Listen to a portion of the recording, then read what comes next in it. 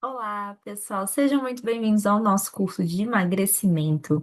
Hoje eu quero trazer para vocês a primeira parte, que é toda referente ao déficit calórico. Como a gente pode fazer um bom déficit calórico, né? Quais são os passos para você escolher o tamanho do seu déficit e você descobrir quantas calorias você precisa consumir por dia.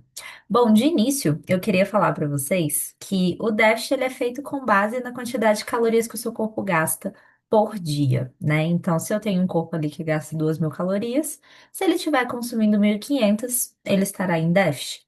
Agora, qual é o limite para esse déficit calórico? Para que a gente não tenha perca de massa muscular. O limite para ele é o nosso metabolismo. Então, quando eu sei quantas calorias aquele corpo gasta em repouso, eu sei qual é o teto mínimo daquela dieta. Então, se o meu metabolismo exige 1.500 calorias, eu preciso respeitar, no mínimo, essas 1.500, entendem? Para eu avaliar o metabolismo de uma pessoa, eu preciso ter ali algumas ferramentas, alguns equipamentos. E eu entendo que nem sempre isso vai ser possível. Ninguém tem isso em casa. Então, a aula de hoje eu vou ensinar vocês a fazerem o déficit calórico de uma forma um pouco menos precisa, porém que também funciona. É uma forma que a gente tem para usar quando não temos tantos recursos à nossa disposição. Eu vou começar a compartilhar minha tela aqui para a gente poder iniciar de fato a nossa aula com os slides que eu preparei. Só um minutinho, que não tenho aqui.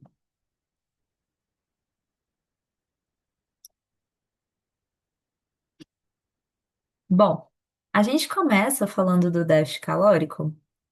Aqui eu vou colocar ele como uma apresentação. Só um minutinho. Aqui. A gente começa então falando do déficit calórico com: será que realmente é só comer menos calorias que vai garantir o seu emagrecimento?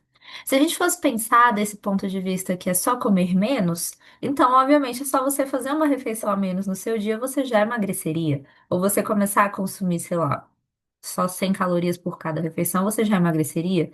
Mas hoje a gente já sabe que isso não é verdade, né? Que isso não acontece. Porque se você começar a pular refeições ou comer menos calorias, não necessariamente você vai emagrecer.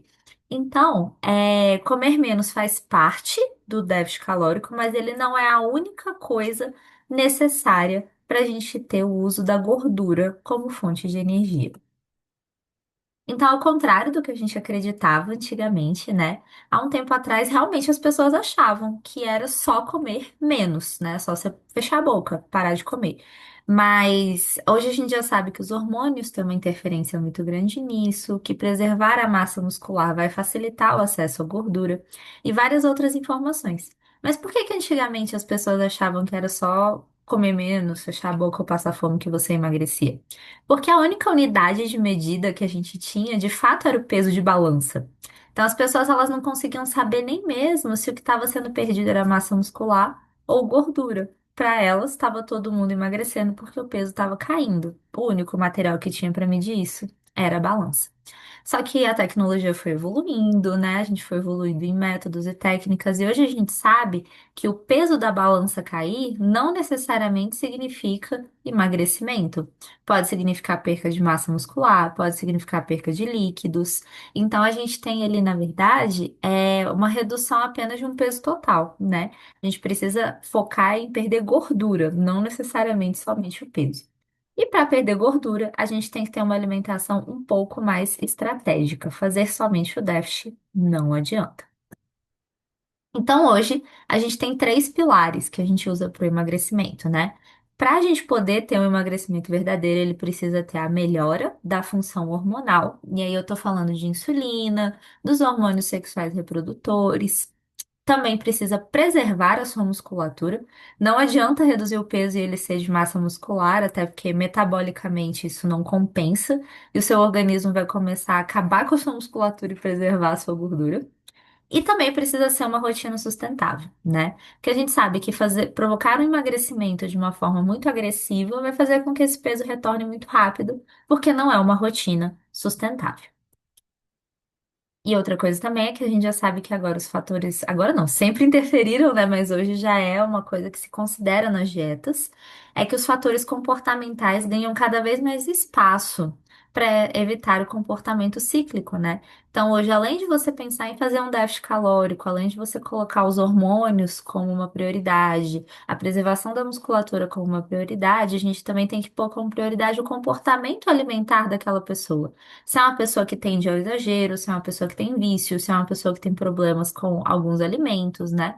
Então, levar o comportamento em consideração também é muito importante na hora de você montar a sua dieta, fazer o seu déficit. E de quantas calorias eu preciso? Afinal, vocês estão nesse projeto para poder calcular a sua dieta sozinhos, né? Obviamente, com a ajuda de um profissional, essa dieta vai ganhando mais precisão e mais detalhes. Porém, caso vocês não estejam conseguindo se consultar comigo, ou então queiram ter um pouco mais de flexibilidade na alimentação de vocês, vocês podem fazer o seguinte cálculo. Quando eu multiplico 25 calorias pelo meu peso, eu tenho um déficit calórico. Vamos supor aí uma pessoa de 50 quilos. Quando ela multiplica o peso dela por 25, o resultado vão ser as calorias do déficit calórico dela. Ela comendo essas calorias, ela tem uma tendência muito grande a emagrecer. Quando eu multiplico o meu peso por 35, eu tenho uma dieta normocalórica. Então, eu vou ter ali uma quantidade de calorias que o meu peso não muda. Pode ser que com o exercício e a dieta normocalórica eu perca gordura e ganhe massa, mas isso somente na presença do exercício. Caso eu não esteja me exercitando, eu vou só ter uma manutenção do meu corpo, da forma como ele está. E quando eu tenho 40 calorias, né, multiplicada pelo meu peso, eu vou chegar na quantidade de calorias de superávit calórico. Se essas calorias forem bem calculadas em proteínas, carboidrato, gordura, o superávit ele é para hipertrofia, ganho de massa muscular. Agora, se eu só estou consumindo mais calorias, eu estou em superávit, mas essas calorias não têm qualidade, aí eu vou estar tendo o ganho de gordura. Na prática, quando a gente for fazer ali, então eu vou usar um exemplo prático aqui com vocês, né? Eu vou colocar uma pessoa que ela pesa, vamos pôr aqui, 25, vamos colocar ali uma pessoa de 50 quilos mesmo, né? Então, essa pessoa, se ela quiser fazer um déficit calórico, ela vai primeiro multiplicar o peso dela por 25. Depois, a gente tem que descobrir quantas gramas de proteína essa pessoa precisa consumir por dia. Para emagrecimento, recomenda-se usar 2 gramas de proteína para cada quilo de peso dessa pessoa. Então, ela pega o peso dela, 50 quilos, e multiplica por 2. Por que que a gente trabalha com 2? Porque é para a gente poder garantir a saciedade e também acelerar o metabolismo daquela pessoa. Então, a gente coloca ali essa quantidade de proteínas por dia, lembrando que a gente está falando da proteína nutriente. A gente não está falando de proteína alimento. Qual que é a diferença, Kátia? Os alimentos, eles são fontes de proteína, mas eles não são o nutriente proteína. Então, quando eu tenho ali um frango, por exemplo, 100 gramas de frango não são 100 gramas de proteína. São 100 gramas de frango. Vai ter água, vai ter fibra, vai ter várias outras coisas ali que não são proteína. Porém, como o frango é muito proteico, ele vai ser um alimento fonte de proteína. E aí ele vai ter 30 gramas do nutriente proteína. Esse cálculo que eu estou ensinando vocês a fazerem aqui, eu estou me referindo aos nutrientes. Isso significa que para eu descobrir quantas gramas de proteína um alimento tem, eu preciso ou olhar no rótulo ou então usar um dos aplicativos de registro que a gente está usando, né, no nosso projeto. Então, eu pego lá o Fat Secret, registro o que eu estou comendo e ele vai me falar quantas gramas de proteína tem aquele alimento. E aí eu posso me adequar ao que foi calculado na minha dieta. No nosso exemplo, uma pessoa de 50 quilos, ela tem que consumir 100 gramas de proteína por dia, do nutriente proteína. Depois, para descobrir a quantidade de carboidratos que você tem que consumir na sua dieta, você vai multiplicar o seu peso por um número entre 2 e 4. Kate, como que eu sei se eu preciso multiplicar por 2, por 3, ou por 4, ou por 2,5? Bom, 2 sempre vão ser dietas com um pouco menos de carboidrato. Para pessoas que têm resistência à insulina, lipedema, mulheres com SOP, são melhores as dietas com menos carboidrato. Então, se você tem alguma dessas situações, SOP, que é síndrome do ovário policístico, ou endometriose, ou então resistência à insulina, ou então algum problema com a quantidade de glicose no sangue, ou ainda, se você não pratica uma atividade física intensa, então a gente pode multiplicar a quantidade do seu peso por 2 para chegar nos carboidratos da dieta. Agora, se você tem uma prática de algum exercício como a musculação, que precisa mais do carboidrato, aí eu recomendo multiplicar o seu peso por 3. E se por um acaso você tem um exercício mais intenso, você gasta bastante energia, aí você pode multiplicar o seu peso por 4 e ainda assim serão dietas de emagrecimento. Lembrando que tudo isso tem que respeitar o primeiro número que a gente já calculou, que é o do déficit calórico, tá? E por fim, a gente vai multiplicar de 0,6 a 1 vezes o peso para descobrir a quantidade de gorduras que vai ter nessa dieta. Como assim gorduras, Kátia? É o que eu falei, gordura, né? Eu tô falando dos lipídios que estão presentes nos alimentos. Então, quando eu vou registrar lá no Fat Secret, por exemplo, uma castanha, ele vai me mostrar que em 5 gramas de castanha eu tenho 1 grama de gordura, por exemplo. Ou então azeite, ou manteiga. E alguns alimentos, apesar de serem fontes de proteína, eles também são fontes de gordura, que é o caso dos laticínios, por exemplo, caso dos ovos. E aí, quando eu multiplico, né, a quantidade de gordura da minha dieta, quando eu entendo o quanto eu posso comer de dieta, eu também entendo aonde encaixar esses alimentos, né? Vale a pena trocar 100 gramas de frango por 6 ovos? Não necessariamente, porque às vezes eu vou exceder a quantidade de gordura que está previsto no meu déficit calórico na minha dieta. Qual que seria o melhor, 0,6 ou 1? Depende muito do seu peso. Porque se o seu peso for muito baixo, como por exemplo a pessoa de 50 quilos, eu multiplicar o peso dela por 0,6 não vai dar gordura nenhuma. A gente vai ultrapassar essa quantidade de gordura muito facilmente. Agora, se estou falando de uma pessoa de 100 quilos, aí seria interessante usar o 0,6, porque senão ela vai poder consumir 100 gramas de gordura por dia, né?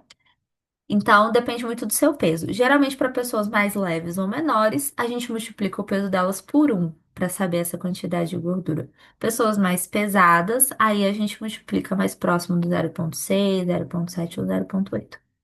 20 gramas de fibras no mínimo é o necessário para a gente manter um funcionamento bacana da função intestinal, né? Do intestino mesmo. E também ser uma dieta mais anti-inflamatória. Então, precisamos sim de 20 gramas de fibras. Onde eu vou encontrar essas fibras? Casca das frutas, vegetais, leguminosas, legumes e também nas farinhazinhas, né? Linhaça, farinha de abóbora, chia, aveia. Como eu escolho um carboidrato? Isso é interessante. O treino e a rotina vão determinar aonde você vai encaixar esse carbo.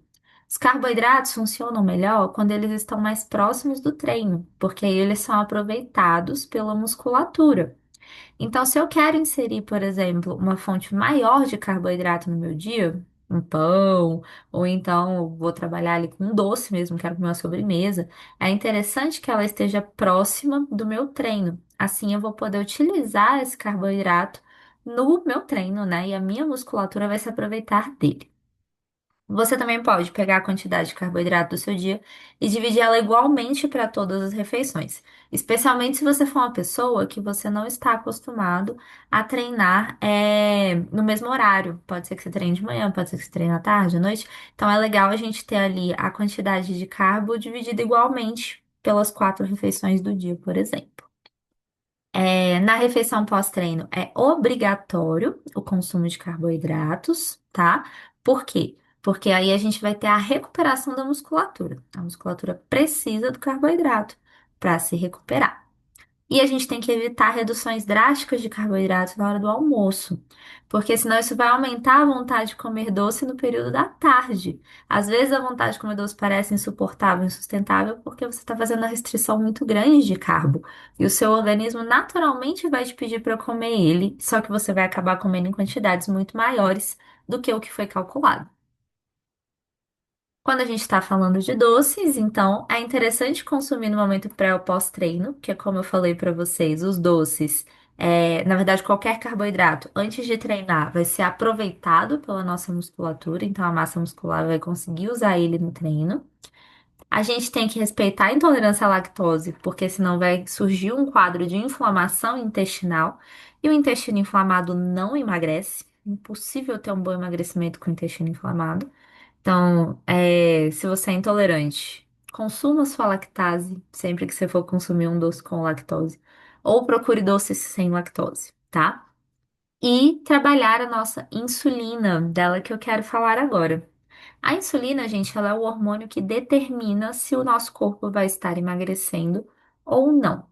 Por quê? Quando a minha insulina está alta, o meu corpo começa a gerar gordura. Quando a insulina está baixa, ele consegue emagrecer. Só que o déficit calórico não é a única coisa necessária para manter a minha insulina baixa. Ou seja, é possível que você esteja em déficit e ainda assim não emagreça, porque você não está conseguindo fazer a sua insulina trabalhar ao seu favor. Como é que eu faço a minha insulina trabalhar ao meu favor? Consumindo proteína sempre que existir um carboidrato. Então, tem carboidrato, eu ponho a proteína junto. Por quê? Porque a proteína vai atrasar a chegada desse carboidrato no sangue. E isso vai fazer com que a insulina caia. Insulina baixa significa emagrecimento. Então, aumentar o consumo proteico, colocar uma fonte de proteína em cada uma das refeições do dia, é um dos grandes segredos do emagrecimento, porque a gente consegue modular a nossa insulina. Se a insulina começar a ficar alta demais e isso não mudar, ela está sempre muito alta. Insulina alta a longo prazo significa resistência à insulina, que é quando a gente começa a ter uma insulina que funciona menos, funciona pior, e aí ela vai parando de funcionar, que é quando se instaura o diabetes. Na prática, vamos calcular então primeiro as calorias do déficit calórico. Cheguei a essas calorias. Aí a gente vai começar a escolher quantas gramas de proteína, quantas gramas de carboidrato, quantas gramas de gordura, usando os números que eu coloquei lá para vocês. Bati com as calorias, deu tudo certo. Aí agora a gente coloca ali onde esse carboidrato fica melhor. Ah, vai ser dividido igual em todas as refeições do dia, ou eu vou colocar ele mais perto do almoço e na janta, ou eu vou colocar ele bem perto do meu treino. É interessante olhar. Se eu quero consumir um doce, vou já jogar mais para perto do treino para eu poder usar esse doce como estratégia e vou calcular as calorias desse doce e mantendo um alto consumo de água para eu garantir uma saciedade bacana, já que quando a gente começa a calcular, a gente passa a comer um pouco menos. É isso, pessoal. Deixa eu retornar aqui para a gente poder encerrar essa primeira aulinha e depois nós vamos para a nossa segunda parte.